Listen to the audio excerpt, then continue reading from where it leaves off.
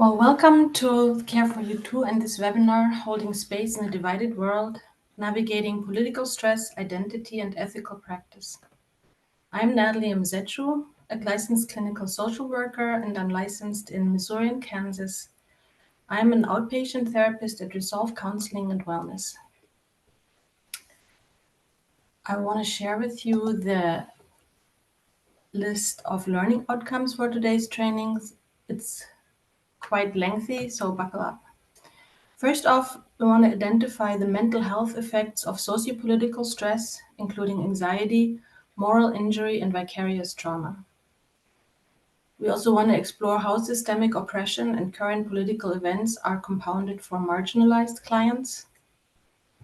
We want to discuss the clinician's ethical role in addressing systemic issues that affect client well-being. And then we want to explore the clinician's dual identities as provider and as a person equally affected by external stressors.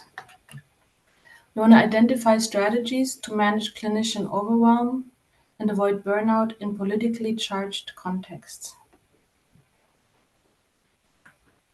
And then we want to learn how to create a therapeutic space that is affirming, informed, and empowering, instead of neutralizing or dismissive.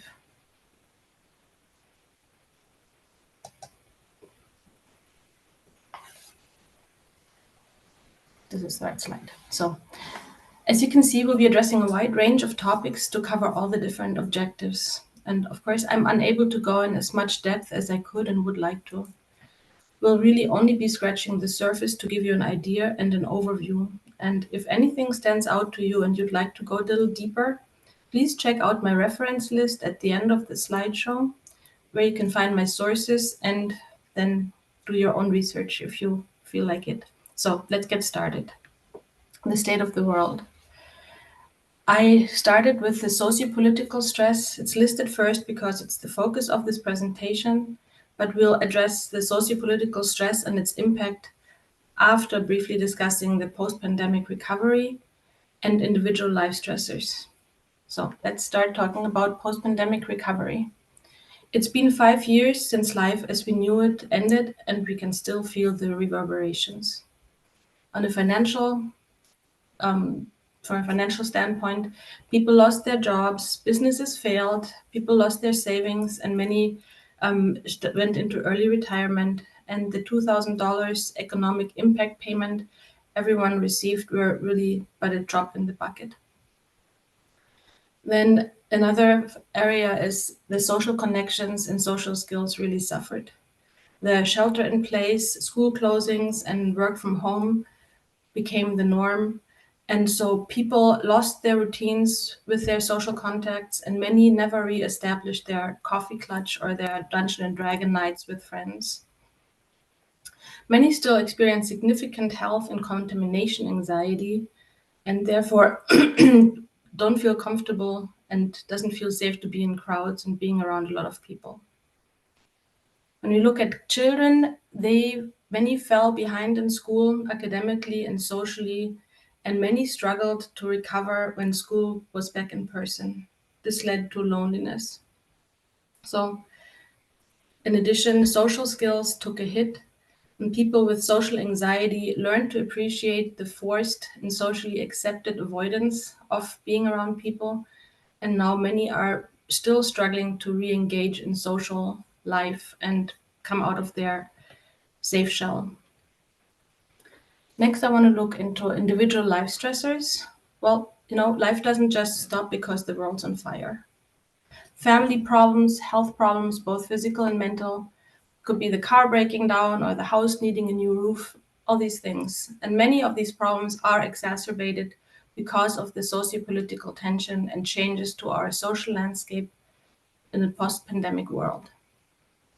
All these factors then lead to a sense of uncertainty. All of a sudden, nothing is predictable, and that can trigger emotional distress. And really, we can't escape the reminders. The media are there and inform us constantly. And even if we're good at avoiding those inputs, other people around us talking about news and about whatever is going on can be really stressful. I want to look a little bit into stress and provide you with some statistics. This slide is based on an APA article, Stress in America 2024, and so it's not completely updated. It's a year behind when it talks about current presidential elections. But I found it interesting to kind of break it down what people are mostly worried and stressed about. So, US politics, healthcare, violence and crime, the environment, global tension and conflict, gun laws and regulations, and many said housing costs are a concern, mass shootings, the spread of false news is what affects more than half of our population, adult population that was questioned here. Um, those were significant sources of stress. And it is so intense, the stress and the unhappiness with how things are going for 2 in 5 adults that they consider moving to a different country. So 41%, or 39% considered moving to a different state because the state they're living in doesn't represent where they fall on the political spectrum. And nearly 2/3 of adults, 64%, felt as though their rights are under attack.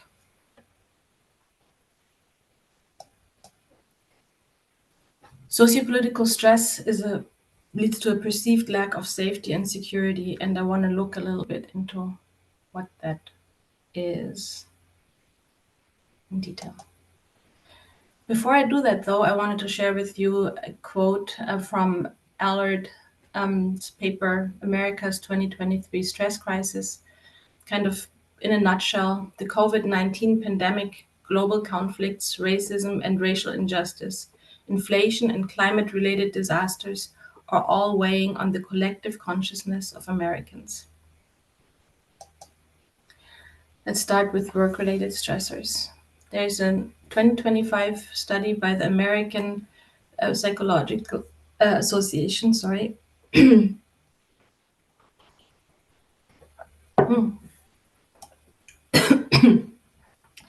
that I give you a minute here to read this. Okay, so they found that majority of US workers, 55%, 54%, said that job insecurity has had a significant impact on their stress level. And about 39% said they are concerned that they may lose their job in the next 12 months due to changes in government policies. 44%, and that is up from 2024 when it was only 36% of adults questioned here, were concerned that an economic slump, downturn, or recession could lead to being laid off, furloughed, or having their job eliminated within a year. So these worries seem to take a toll on both quality of sleep and personal relationships. Of course, all the other things too, but we'll get to that later. But here they said that 42% of the surveyed adults said that work-related stress makes it difficult to sleep, and 36 reported that their personal relationships had recently been suffering due to the stress that they experience at work. Let's move to the next concern here, the fear of displacement, detainment, and deportation.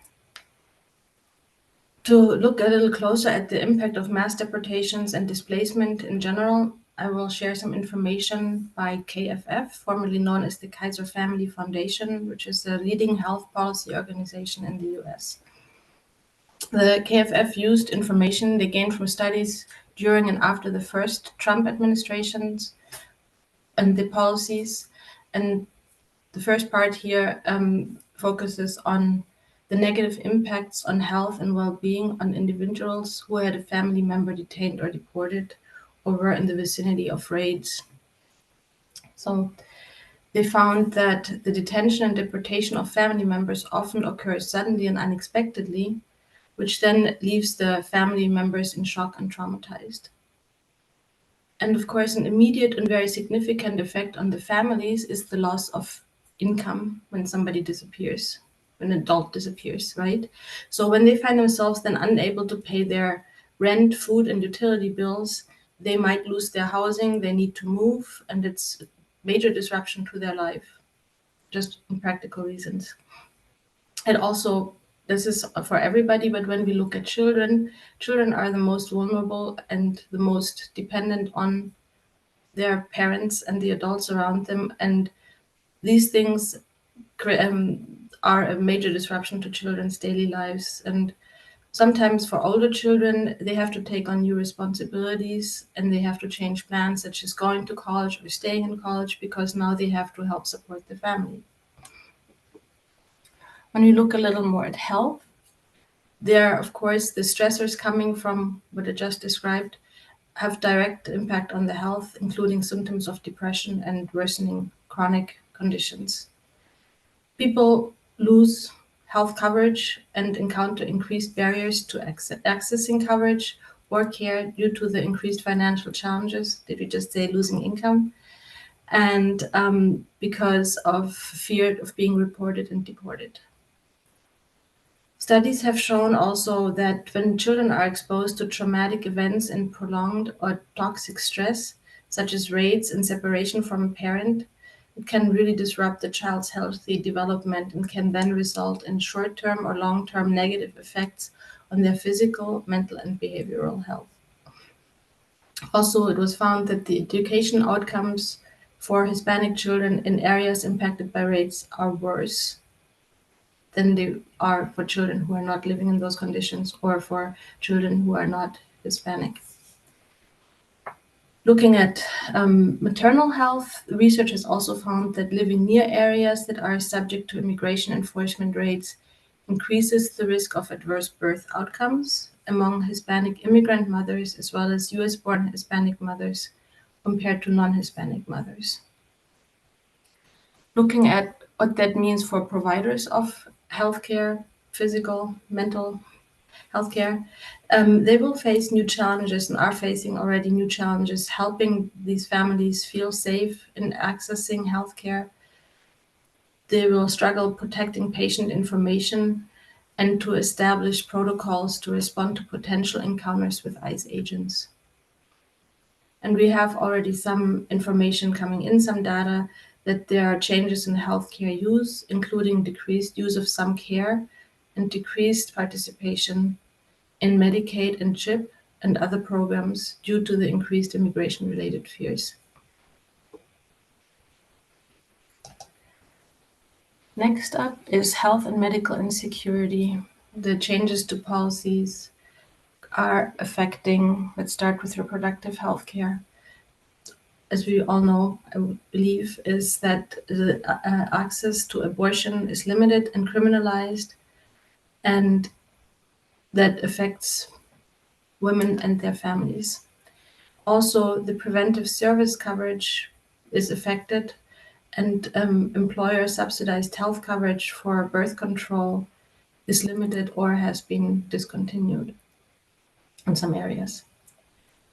Then limiting comprehensive sexual education programs where children and teenagers learn about contraception methods is not helping, especially if we don't have the access to birth control or to abortions. Another part is that the expansion of the ability of individuals in the healthcare system to refuse to provide necessary care. I'm not just talking about providers refusing to perform abortions, but I'm talking about that this expansion of the ability could lead to more instances where people are being refused to be sold contraception in pharmacies, which has happened. And then moving on to the gender affirming care for transgender, non-binary, and gender expansive adults and youth. I was pulling information from the Human Rights Campaign, and I want to share some of their comprehensive information with you. Gender affirming care, they say, is a treatment for a diagnosis of gender dysphoria, which impacts many transgender and non-binary people. A gender dysphoria diagnosis is given when a person's gender identity does not match their sex assigned at birth. And what I didn't know before learning more here, is that gender-affirming care is not just hormones and puberty blockers, but listen up. Gender-affirming care includes a range of services, including mental health care, medical care, and social services. And they say at all ages, clear, well-established, and evidence-based standards of care exist. And gender-affirming care helps transgender and non-binary people live safe and healthy lives and to live openly and authentically as their true selves, which I would think we can agree is considered a human right. Um, Unfortunately, the gender-affirming care is under attack as bills prevent transgender, non-binary, and gender-expansive youth from accessing medically necessary, safe healthcare backed by decades of research and supported by every major medical association representing over 1.3 million US doctors. And that is lifted from the Human Rights Campaign. And as of July 2025, it might be interesting to know that 40.1% of transgender youth live in states that have passed bans on gender-affirming care. So it is really relevant. Then the cuts to programs such as Medicaid and Medicare and defunding the Affordable Care Act. Extensive research has shown that cutting Medicaid coverage leads to worse health and increased risk of premature mortality. It's actually a no-brainer, right? Because with no money and no insurance, people will wait until the last minute to seek medical care. By that time, however, sometimes their health problem has advanced and making treatment this much more complex or impossible, leading to adverse outcomes. And then when you look at the access to care, more uninsured people means more unpaid bills, and this will lead then for healthcare facilities to have to limit the range of services and often also, unfortunately, the closure of healthcare facilities, especially in low-income and rural areas. The cuts to Medicare and loss of Medicaid will also make long-term care and nursing care less affordable or unaffordable for many. That then means that the burden will fall to family members or an elderly and or disabled people who need nursing care won't be receiving the care they need. Next on, I want to talk about losing the sense of connection. The loss of interpersonal connection on all levels. And I'm going to share with you some information from an APA, American Psychological Association, study that points to a sociopolitical factor that is contributing to 82% of questioned adults in that study were worried that people may be basing their values and opinions on false or inaccurate information. And 32 reported that the political climate has caused strain between them and their family members, and about 30% said that they limit their time with family because they don't share the same values. So people are spending less time together with family members, friends, and in work settings because they want to avoid conflict, or they find less satisfaction in social interactions due to political polarization, which increases loneliness and isolation. The increase in othering and bad othering. I want to explain the term othering a little bit. Othering is the process of when we emphasize differences between human beings and using those differences as a justification for boundaries and hierarchies. Othering is at the root of seeing people who are different from us as less than, and in some cases, even less than human. Why do we do that? We do it to make sense of the world, and Edward Said, I'm not sure, has written that as humans, we like the moral clarity of binary oppositions, us versus them.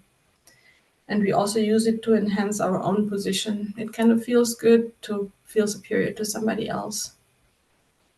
But when we think about it, there are many examples in history that show what can happen when groups of people are dehumanized and used as scapegoats. The effects then can range from becoming numb to others' struggles to turning a blind eye or being directly involved even in inhumane acts. By the way, the Department of Justice, it's a little out of date, but the Department of Justice shared that hate crimes rose nearly 12% between 2020 and 2021. And according to the New York Times, that number is very likely an underestimate. So all these stressors related to sociopolitical stress, how does that affect our clients? Mental health, you see depression, anxiety, irritability, physical health, headaches, GI problems, hypertension, muscle tension, teeth grinding, skin irritations, decreased sex drive, fatigue. So it is getting to us, and the negative impact on our function across domains is noticeable. The APA again reminds us that stress can manifest in the body, and the physical aspects or effects of stress can be damaging even when you appear fine on the outside. And also to keep in mind that the effects of the stress don't end when the stressful experience ends. I want to point towards something that may or may not be on your radar, but it will be now. Intersectionality. The impact of stressors are amplified by identity. To give you like a definition, intersectionality describes the interconnectedness of social categorizations or identities, such as race, class, and gender, education, and so forth, and how they create overlapping and interdependent systems of disadvantage and privilege. It is, especially for providers and for people working with other people, it's very important to keep in mind that the same circumstances impact different people in different ways. While everybody is affected by external circumstances in some way, an individual's identity contributes to layers of stress. So just imagine how differently adverse circumstances such as rising cost of living, less access to affordable healthcare, or diminished federal support programs, and rising hostility against people who are different can impact, for example, an able-bodied, educated male, let's say Caucasian, compared to an older, working-class, transgender woman. Maybe thrown a disability for her too. So you see that they're having very different perspective of what's happening, how they can cope, and how they can manage and survive in that environment. And as providers, we need to be aware that we don't know what our clients' identities are and how our clients are impacted by their intersecting identities. As providers, it's our job to listen, to support, and advocate. We need to be aware of our ignorance and our biases to serve our clients fairly.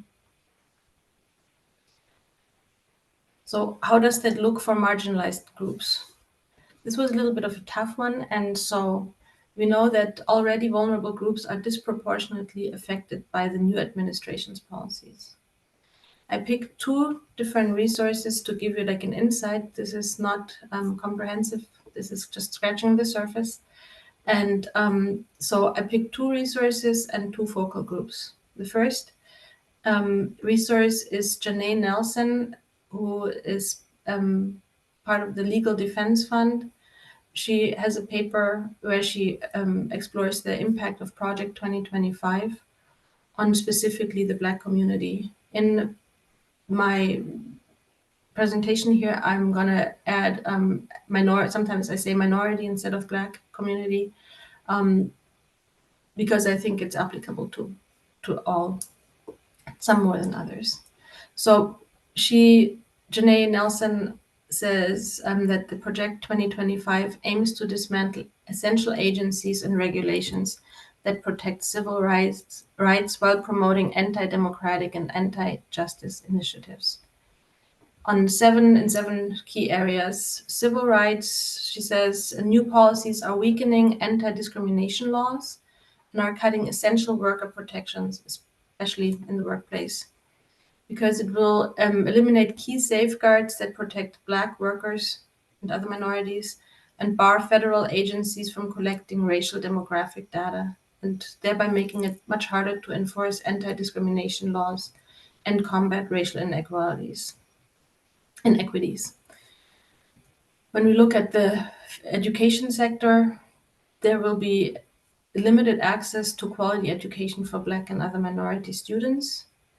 This will exacerbate the education and wealth gap for these students because it happens through the dismantling of the Department of Education, which is responsible for civil rights protection in schools. So discriminatory discipline practices, for example, will go unchecked. In education, we have found, or we know that there is book bans, there is certain theories cannot be taught in certain schools in certain states. So students are not learning about US history. They are not given the full picture, and how are they to understand what's going on now or make informed decisions. Also, the policies suggested in or projected in Project 2025 are making higher education even less accessible for Black and minority students by privatizing student loans, eliminating student loan forgiveness, and income-based repayment options.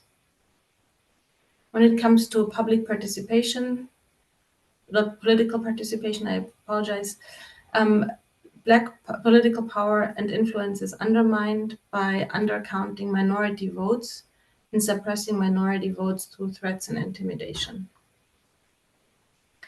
With regards to the criminal legal system, Project 2025 will promote punitive criminal legal policies, will likely increase the use of racially discriminatory death penalty, which disproportionately impacts Black people and other minorities.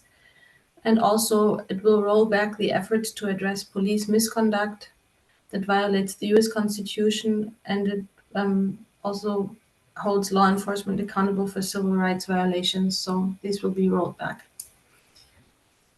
Looking at housing, the new policies will jeopardize minority families' access to affordable housing and thereby threaten the housing stability of millions of minority low-income families. We talk about reproductive rights generally. To some degree, it's affecting minority and Black communities more, because significant adverse impact on minority pregnant women who already, as we know, have a disproportionately high maternal mortality rate by with the new policies that are restricting reproductive health care. That will have devastating consequences for these women's health and autonomy and the health and autonomy of their families. Environmental protections, when we look at the excess, how the health disparities caused by environmental racism, the policies that result in less oversight over pollution and hazardous living conditions for residents affect minority members the most, resulting in severe health disparity in minority communities. So, to come back to quote Janae Nelson, these proposals are designed to erode the very principles of equality, justice, and fairness that form the foundation of our democracy, and the impact would be devastating. We talked about the mass deportation, and the cuts to federal programs that benefit indigent and marginalized groups. Then I wanted to look at LGBTQ community, how the Project 2025 and the policies of the new government administration are affecting. We know that members of the LGBTQ community already have higher rates of homelessness, poverty, a greater wage gap, higher rates of disability and healthcare risks for LGBTQ folk have been noted. The proposal of the removal of federal non-discrimination protections would strip LGBTQ people of non-discrimination guarantees across a wide range of federal programs, including Social Security, Medicare, and housing programs, as well as federal government employment. Then, and it sounds like a bad dream, but these policies are trying to erase transgender people from public life entirely by using federal obscenity laws to criminalize gender nonconformity and thereby weaponizing federal laws against transgender people. So we need to be aware that this is all happening. So then as providers, we aim to make our clients feel safe, seen, heard, and supported by creating a space for them that is affirming, informed, and empowering, and not neutralizing or dismissive. We prioritize listening, validation of our clients' emotions, and providing a safe space for expression.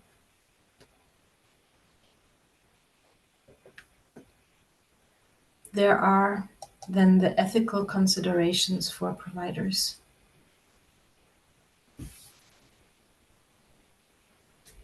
Here we are, when we talk about the socio-political stress, we share that with our clients. So as providers of healthcare and human services in general, we have to consider the ethical obligations we have toward our clients.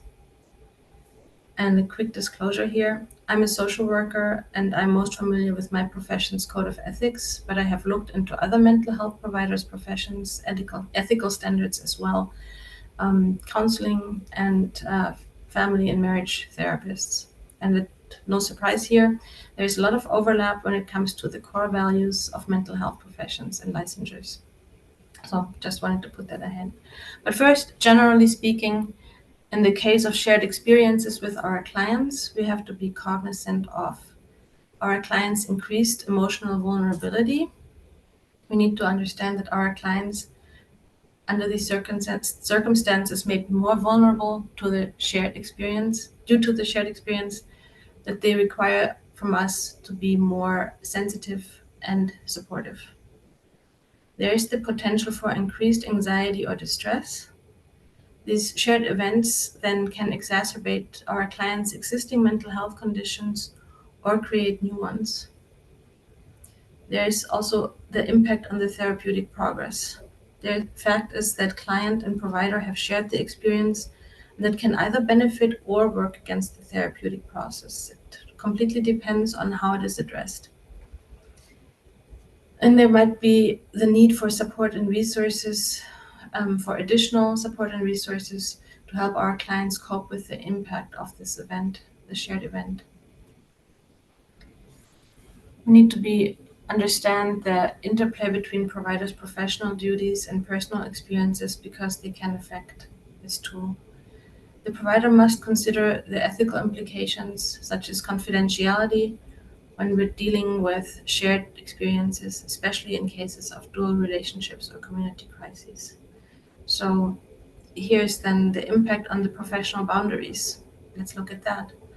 The shared experience can blur the professional boundaries and make it crucial for the provider to be mindful of maintaining appropriate limits. Then there is also an increased potential for countertransference.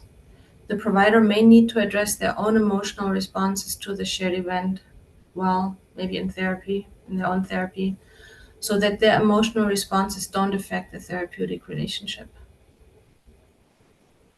And to speak to the potential for termination, if the shared event creates actually a situation where the provider cannot completely and competently serve the client, for example, due to a dual relationship or a significant conflict of interest, the termination of the professional relationship may become necessary. And again, like as a social worker, I will lean into the language in the National Association of Social Workers Code of Ethics, and I will use the term provider as a stand-in for all licensures.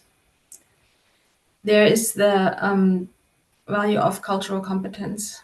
As providers, we need to demonstrate awareness and cultural humility by engaging in critical self-reflection, meaning that we need to understand our own bias and engage in self-correction. We need to recognize clients as the experts of their own culture. We need to commit to lifelong learning, which, congratulations, you are doing right now. And also holding institutions accountable for advancing cultural humility. So if where you are working, you feel that cultural competence is not enough prioritized and emphasized, maybe you can be the squeaky wheel that moves something forward. When I look at the value service, the ethical principle is that providers' primary goal is to help people in need and to address social problems. We also look at the value dignity and worth of the person, and in the social workers code of ethic, the ethical principle then is that we are being informed and aware of our own biases. Thereby we show respect for the inherent dignity and worth of the person. Being informed and aware of our own biases, right? Again, that's a little bit what we're doing today. And then lastly, I want to look at the value integrity. The ethical principle is that providers behave in a trustworthy manner. And in order to be able to do that, they need to take measures to care for themselves professionally and personally. And I found that there was an ad or like a update to the NASW Code of Ethic, and it highlighted was the change professional self-care. They say it's paramount for competent and ethical social work practice. Professional demands, challenging workplace climates, and exposure to trauma warrant that social workers maintain personal and professional health, safety, and integrity. So, as I said earlier, I used the language here from the Code of Ethics, but you can substitute any other licensure or profession. Next, I want to look at what does it mean that as providers, I mentioned it a couple of times before, we are part of the public, part of the population that is affected by the sociopolitical stressors. As providers, then we find ourselves with dual identities, personal and professional. We are expected to show up for our clients and adhere to the ethical standards of our respective professions while being affected by the same stressors. What does that mean and how does that affect us? The challenges that can arise from a provider's dual identities, we will look at each of these: collective trauma, vicarious trauma, secondary trauma, moral injury, individually, in the next couple slides. It's important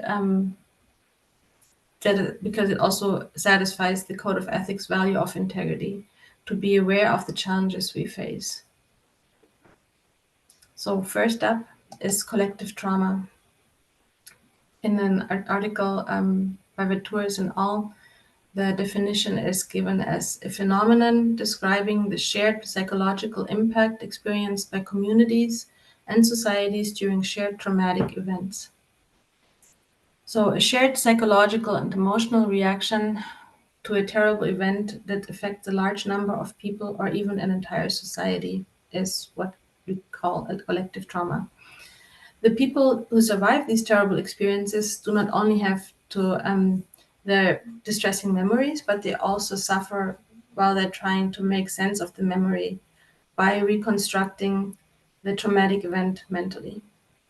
This is, I have to say, different from individual trauma, which refers to a single individual's psychological and emotional reaction to an adverse event.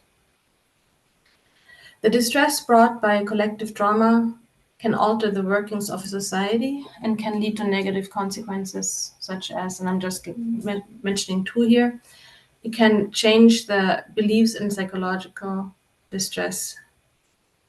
As a result of the collective trauma, people can change their view of the world. For example, like a trauma survivor can become hopeless about the future and be very fearful of potential threats. Also, they can experience symptoms of psychological distress, such as flashbacks, insomnia, panic attacks, and other symptoms.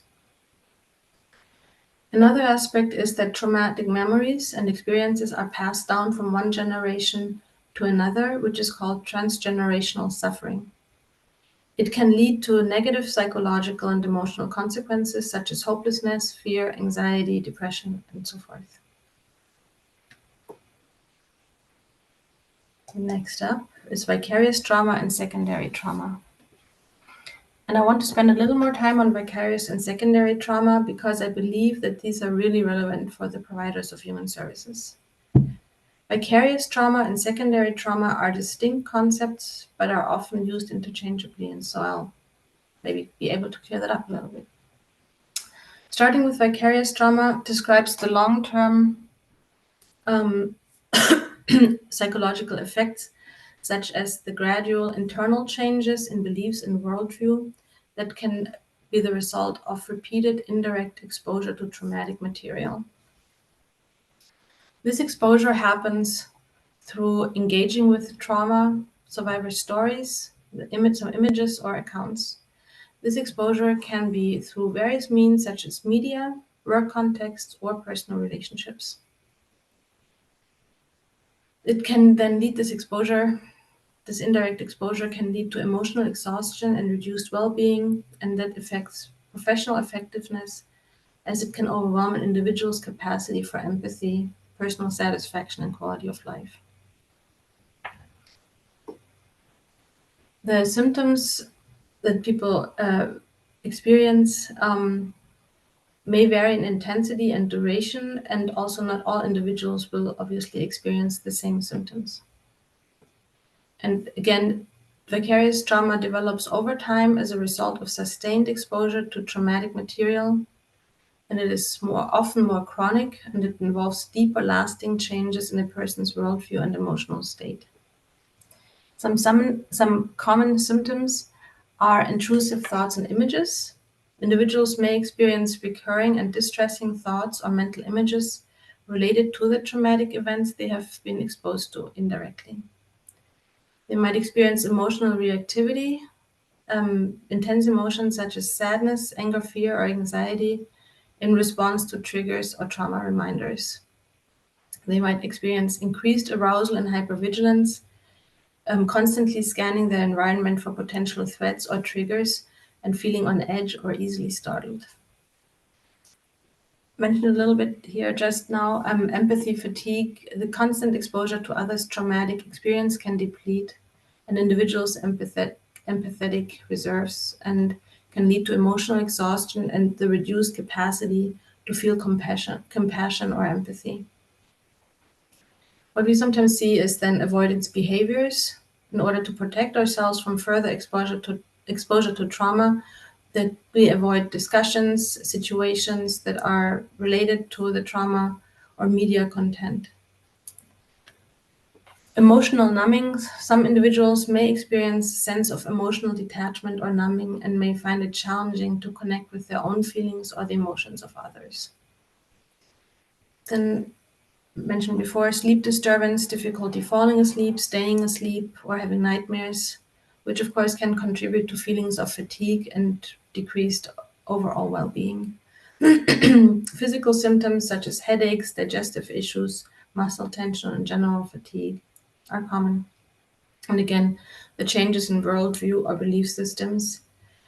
People may start questioning the fairness or goodness in the world. They might struggle more with existential questions or experience a loss of faith or trust in others. This, I don't think it says on the slide. I got a lot of this information from the website of We Level Up. Then looking at secondary trauma or secondary trauma stress syndrome refers to the emotional and psychological impact experienced by individuals who provide direct support or care or counseling to those who have experienced the primary trauma. So secondary trauma occurs as a result of absorbing and internalizing the traumatic content, which often leads to symptoms similar to those experienced by the trauma survivor. And it's not the same as experiencing trauma firsthand, but it's rather a response to hearing about or witnessing or learning about the trauma of others. And the secondary trauma, can arise from a single significant event or ongoing exposure. So one event can do it. And secondary trauma shares many similarities with PTSD, including flashbacks and emotional distress. And there, I found a lot of symptoms, so I'll try to shorten it a little bit. So they include emotional exhaustion and fatigue, overwhelming emotions of like stress, anxiety, depression, anger, irritability, sadness, helplessness, despair, and hopelessness, and pessimism. Then there could be fears about personal safety, and traumatic thoughts and images. People experience insomnia or difficulty sleeping, having nightmares. Headaches are common, appetite changes, nausea, and stomach issues, um, trouble focusing or concentrating, avoidance, anhedonia, the inability to feel pleasure, and they might start missing more work. They might struggle with personal relationships and might use alcohol or drugs to cope with the symptoms and the emotions. The last concept on this in this area is moral injury.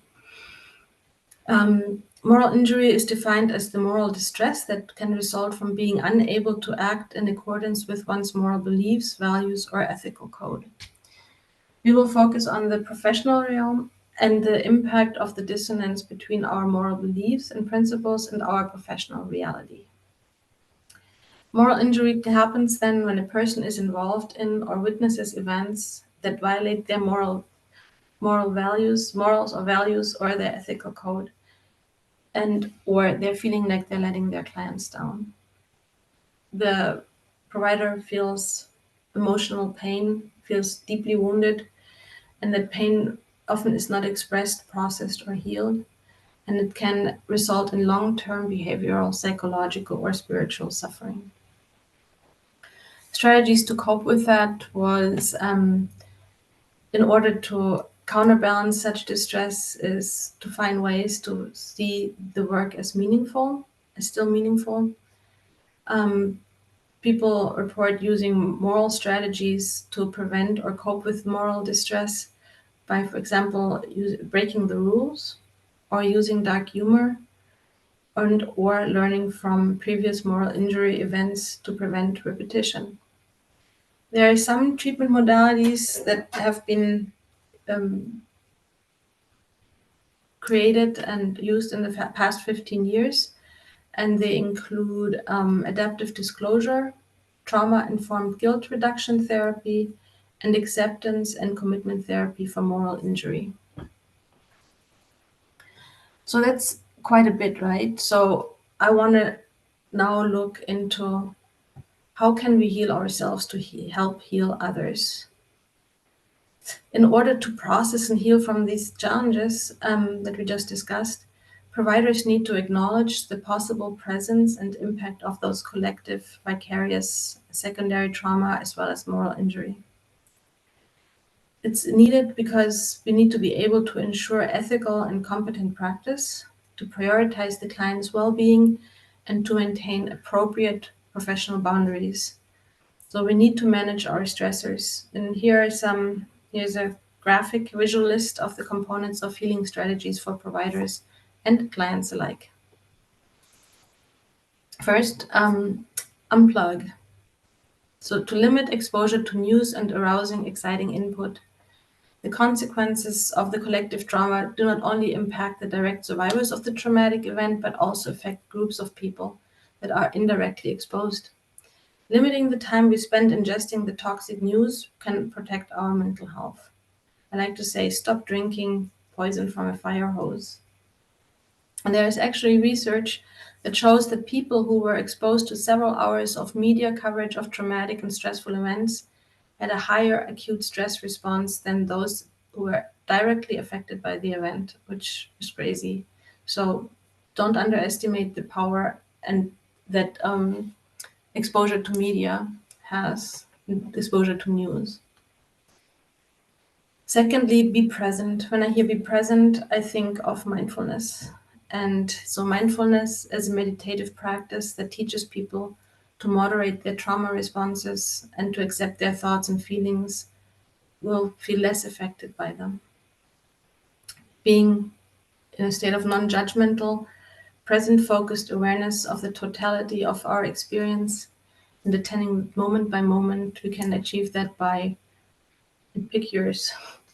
Breathing exercises, breathing breath work, body scans or guided imagery meditations, walking meditation, could be coloring, could be mindful eating, where you pay attention to the taste and textures and flavors of your food, and you notice the process of chewing and swallowing, and being aware of when your body is hungry or if it's full.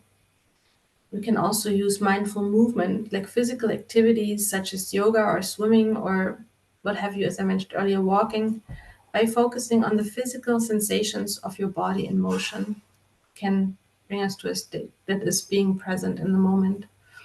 Another one is mindful listening. In a conversation, focus your full attention on what the other person is saying rather than on the background noises or on your own thoughts. And as we all know, it's our thoughts will stray, we try to bring them back. Refuel. So, hearing refuel, I think self-care. Self-care involves intentionally engaging in activities that support your physical, mental, emotional, and spiritual well-being to promote health, manage stress, and prevent burnout. So, what feeds your soul? Often we struggle to allow ourselves to do something that is not productive, that doesn't generate income, or it doesn't serve others. But giving yourself permission is so important because, as they say on airplanes, put your own mask on first before you put it on your child. You won't be any good to your child if you're suffocated. So, psychological ways to practice self-care is, for example, engaging in self-reflection, start therapy, draw, paint, color. Emotional focused self-care is use of affirmations, cuddle with your pet, release those oxytocin, um, practice self-compassion or watch a funny movie. Then spiritual self-care is engage in self-reflection, find a spiritual mentor, or foster self-forgiveness. Personal self-care, learn who you are, figure out what you want, and explore your values. Professional, in the professional realm, how can you practice self-care? Learn who you are. Sorry, never mind. Set boundaries. Do not work overtime. Take mental health days. Those are some suggestions. And physical self-care is, don't forget regular medical care. Take a walk. Doesn't have to be a long one. Just get your body moving and get enough sleep. I attached a self-care wheel with a lot of suggestions at the end of this presentation, the last slide for you to look at if you choose to do so. Then the next area is connection. And I want to start with a slide with words by Sri Nisargadatta Maharaj, I am that. When you know beyond all doubting that the same life flows through all that is, and you are that life, you will love all naturally and spontaneously. When you realize the depth and fullness of yourself, you know that every living being and the entire universe are included in your affection. Wamsi. As humans, see where we need to go. Nope. As humans, we have a basic need for connection, and isolation is counter to this deep, deep need that we have. It helps us to feel safe. And as humans, we are herd animals and are not wired to be alone. Even us 21st century humans have to remember that we evolved from people who lived in groups and relied on each other for survival. Being part of a group, and even if it's just a group of two, meant safety. Being alone, however, meant demise. We are experiencing increasing rates of loneliness and alienation from our fellow women and men. And when we can intentionally foster interconnectedness for ourselves and others, in accordance, of course, with our personality and personal needs, that way we can counter disconnection and alienation as well as othering. Human relationships are extremely important in dealing with trauma. According to Bessel van der Kolk, for people who help others overcome trauma. He says, it's crucial to have a supportive network to talk and connect with to reduce the chances of experiencing vicarious trauma. I also found a study with over 500 participants that showed that perceived social support decreased the severity of PTSD symptoms and increased the resilience of the participants. In another study, Harvard study, they found that the quality of close relationships is actually the best predictor for happiness. So, being part of a community and helping others can benefit someone dealing with a traumatic experience. It can help us find meaning and purpose, increase resilience, and provide comfort. Do something. I read that as activism. So, create the world you want to live in, right? And as providers, we have the unique opportunity to change the world through kindness, one client at a time. When we hear activism, many of us want to do it, but don't know where to start or what to do. Tara Brach, I was doing a webinar, said that choose what breaks your heart. Find out what you're passionate about. Find something that you want to do because it speaks to you. This is how you can find your cause. And when you do, what can make you feel engaged in creating change and gives you the sense that you're making a difference. You're not passive. Then, lastly, the support system. First off, kudos to you already because you're part of Resolves Care for You Too 2025. Being around friends, colleagues, and like-minded people can make a huge difference in not feeling alone in scary times. You can also join a support group, whatever it is that helps us to feel not alone and to remember that there are others who also deal with similar problems. When we listen to others, that might give us some insights into how to solve our own problems. Also, it can just be really liberating to share your feelings and to talk to other people about what happened. So that brings us to the end of this presentation. Here is the list of references. And here is the self-care wheel that I mentioned. I hope you found this helpful and can take some of these suggestions forward. Thank you very much for listening. Bye-bye.